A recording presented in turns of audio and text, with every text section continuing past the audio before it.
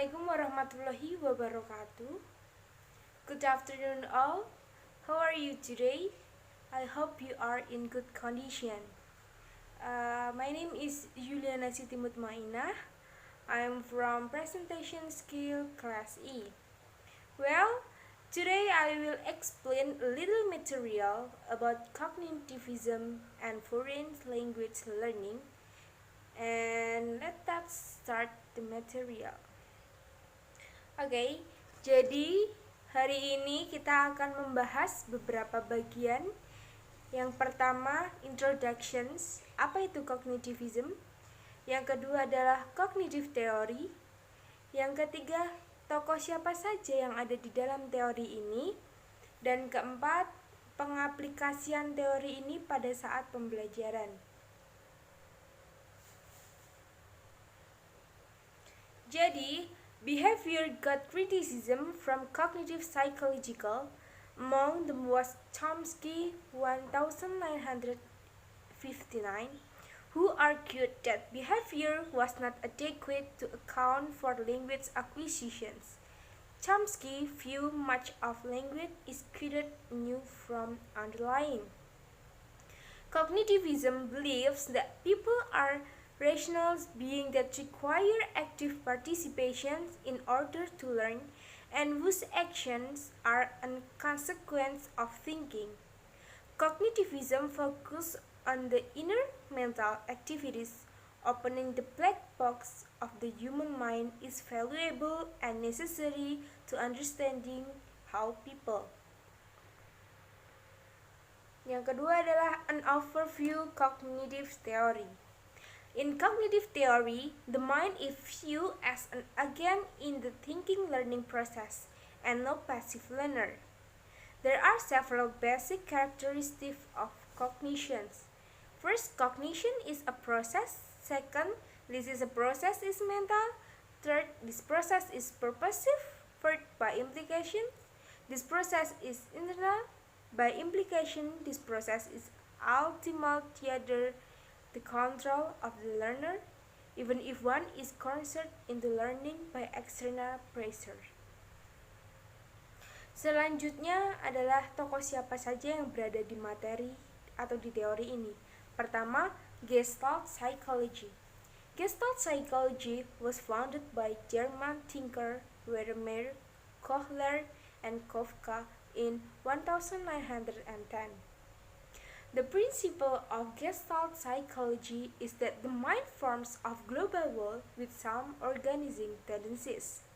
Perceptions are the products of complex interactions among various stimuli. In 1913 and 1914, Werner Kohler and Kafka formulated many of the laws of grouping through the study of visual perceptions.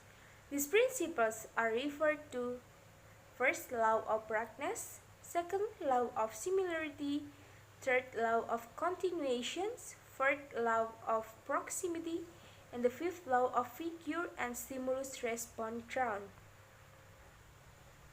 Second is Edward Tolman's cognitive learning. Edward James Tolman was an American psychologist who did significant contributions to studies of learning and motivations. He was best remembered as a pioneer in cognitive psychology during a time when behaviorists dominated the field. Purposive behaviorism or cognitive behaviorism produces behavior for a certain purpose, rather than merely respond to stimuli. Behavior was holistic, purpose, and cognitive. Laws of learning based on Tolman. First law of motivations is learning is propelled by gaining final successes or avoiding final failures. It is that give purpose to the learning activity. Second is law of emphasis. Learning consists of response which emergent that tend to favor getting to the ultimate final success. The third is law of disruptions. Violent stimuli, either psycho or emotional, coming in sequence with right or wrong responses will tend to disrupt learning. Then, Thomas Letton learning theory defined as a form of learning that is not immediately expressed in an overt response. It occurs without any obvious reinforcement of the behavior or association that are learned. The interest in latent learning arose as a reaction against the widely held view that reinforcement was necessary for learning to occur. The third is Jean Piaget cognitive learning. Piaget was the first psychologist to make a systematic study of cognitive development. The common assumption in psychology was that children are less competent thinkers than adults. He believed that intelligence is something that grows as developed through a series of stages. In studying the cognitive development of children and adolescents, Piaget believed all children was through the stage to advance to the next level of cognitive development. Piaget identified four major stages of cognitive development. First is sensory motor. During this stage, toddlers acquired knowledge through sensory experience and manipulating objects. The second is pre-operational. During this stage, young children are able to think about things symbolically. The third is concrete operational. Thinking becomes less egocentric. The inability to understand a perspective other than one's own, which increases awareness of external events and involves concrete references. And the last is formal operational. The final stage in cognitive development demonstrate an increase in logic, the ability to use deductive reasoning, and an understanding of abstract ideas. And the last is David Ausubel's meaningful learning. He is an American psychologist who was much influenced by the teaching of Jean Piaget. He believed that learning is an active process, not simply responding to an environment. He states that the acquisition of large bodies of knowledge is simply impossible in the absence of meaningful learning. The key concept for Ausubel is cognitive structure. So, learning bringing something new into our cognitive structure and attaching it to our existing knowledge. This is how we make meaning. Meaning is created through some form of representational equivalence between language or symbol and mental context, involving two processes, namely reception and discovery. The application of cognitive theory in FLR. Together with Chomsky, transformational grammar gave rise to its own method of language learning called cognitive approach of or cognitive code learning. The role of the teacher in cognitive code learning is to recognize the importance of the student's mental assets and mental activity learning. Periodic application sessions in which the learners are expected to demonstrate their ability to recall that they learned and to use it is important. Cognitive code learning is often considered as the modern version of the grammar translation method.